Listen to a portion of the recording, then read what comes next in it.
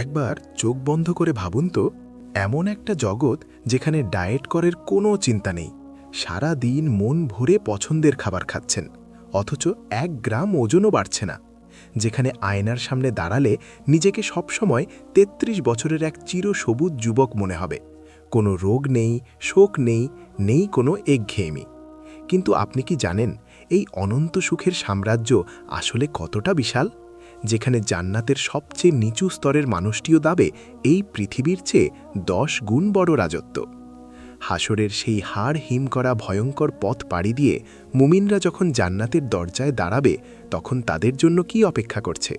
চলুন আজ মাটি থেকে আল্লাহর আরশ পর্যন্ত বিস্তৃত জান্নাতের সেই রহস্যময় 8টি স্তরের চোখ ধাঁধানো সৌন্দর্যে হারিয়ে যাই। কল্পনা করুন সেই মুহূর্তটি। হাজার হাজার বছরের তপ্ত সূর্য আর পুলসিরাতের সেই কলিজা কাঁপানো আতঙ্ক পার করে একদল ক্লান্ত মুমিন এসে দাঁড়ালো এক অদ্ভুত প্রশান্তির জায়গায়। সামনে মাথা উঁচু করে দাঁড়িয়ে আছে জান্নাতের 8টি বিশাল তোরণ। এই দরজাগুলো কিন্তু আমাদের চেনা কাঠ বা লোহা দিয়ে তৈরি নয়, এগুলো আস্ত একটা চকচকে মুক্ত আর লাল রুবির তৈরি। এর বিশালতা কত জানেন? দরজার এক পাশ থেকে অন্য পাশে যেতে একটা দ্রুতগামী ঘোড়ারও সময় লাগবে প্রায় 40 বছর।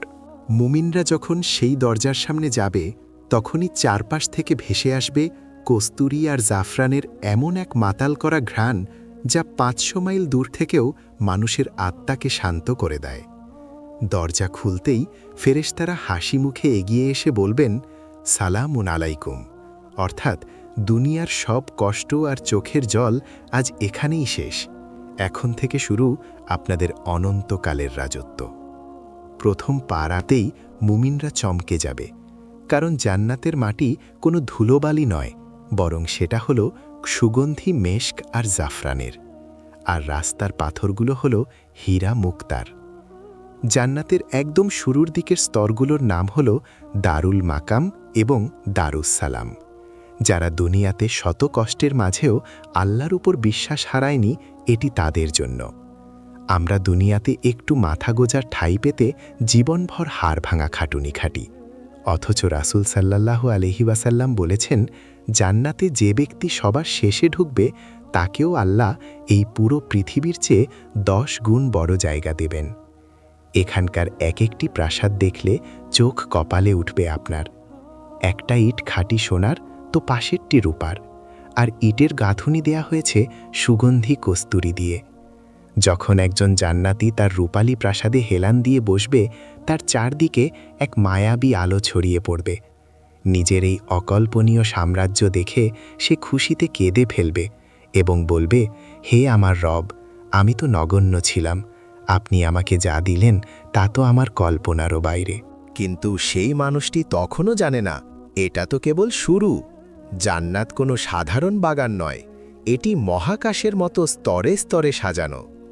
জান্নাতীরা যখন তাদের প্রাসাদের বিশাল বারান্দা থেকে ওপরের দিকে তাকাবে, তারা দেখবে ওপরের স্তরের ভিআইপি জান্নাতীদের প্রাসাদগুলো ঠিক আমাদের আকাশের নক্ষত্রের মতো জ্বলজ্বল করছে। এক স্তর থেকে অন্য স্তরের দূরত্ব কতটা জানেন? পৃথিবী থেকে আসমানের দূরত্ব যতটা, ঠিক ততটাই বিশাল। কেন এই পার্থক্য? কারণ দুনিয়াতে আমাদের ইবাদত আর ত্যাগের ধরনও তো ভিন্ন ছিল। আরও উপরে উঠলে দেখা মিলবে জান্নাতুল মাওয়া আর জান্নাতুল খুলদের, যারা আল্লাহর পথে জীবন বিলিয়ে দিয়েছেন সেই বীর শহীদদের জন্য এই স্তরগুলো।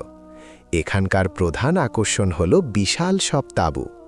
দুনিয়ার তাঁবু তো কাপড় বা চামড়ার হয়, কিন্তু জান্নাতের এই এক একটি তাঁবু হলো একটা মাত্র ফাঁপা মুক্ত দিয়ে তৈরি।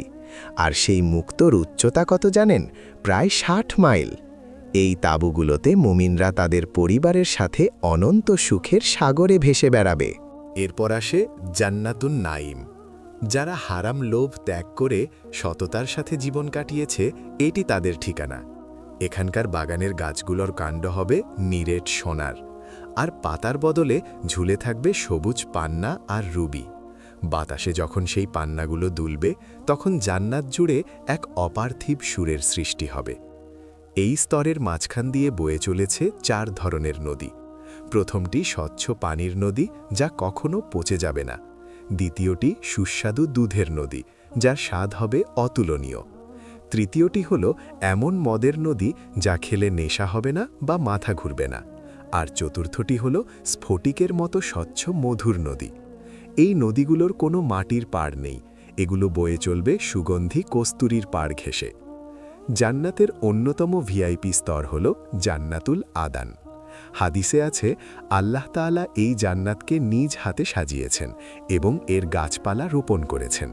এখানকার প্রাসাদগুলো কাচের মতো স্বচ্ছ, বাইরে থেকে ভেতর আর ভেতর থেকে বাইরের সব কিছু দেখা যায়। এখানে ঢুকলে কেউ কখনো বৃদ্ধ হবে না, কারো চুল পাকবে না, সবাই চিরকাল ৩৩ বছরের টকবগে যুবক। কত মজার ব্যাপার না? সারাদিন আড্ডা হবে আর পান করানো হবে তাসনিম ও সালসাবিল নামক বিশেষ পানীয়। মজার ব্যাপার হলো, আপনি যত খুশি পাখির মাংস বা ফলমূল খান না কেন, আপনার কখনোই পেট খারাপ হবে না বা টয়লেটে যাওয়ার দরকার হবে না। একটা ছোট সুগন্ধি ঢেকুর উঠবে আর সব খাবার হজম হয়ে যাবে। আর শরীর থেকে যে ঘাম বের হবে তার সুগন্ধ হবে কস্তুরীর মতো। এবার আসি জান্নাতের চূড়ায়, জান্নাতুল ফেরদাউস। এটি জান্নাতের পাওয়ার হাউস।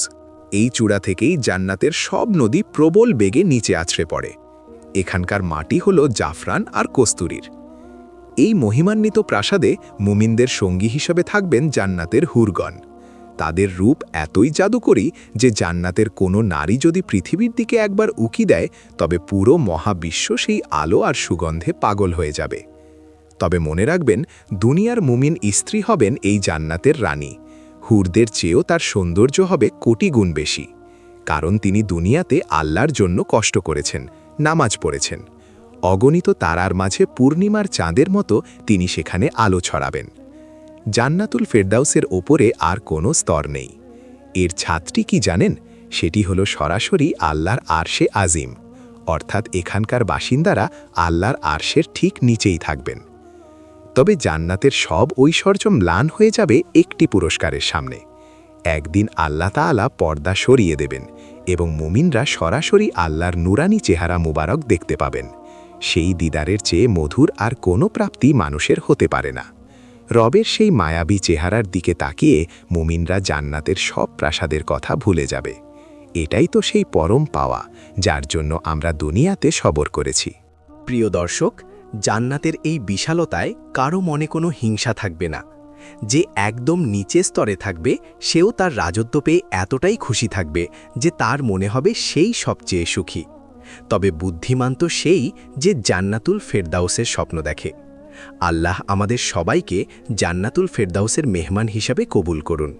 আজকের এই ভিডিওটি শেয়ার করে অন্যদেরও এই সুন্দর তথ্যগুলো জানার সুযোগ করে দিন। জাযাকাল্লাহু খাইরান।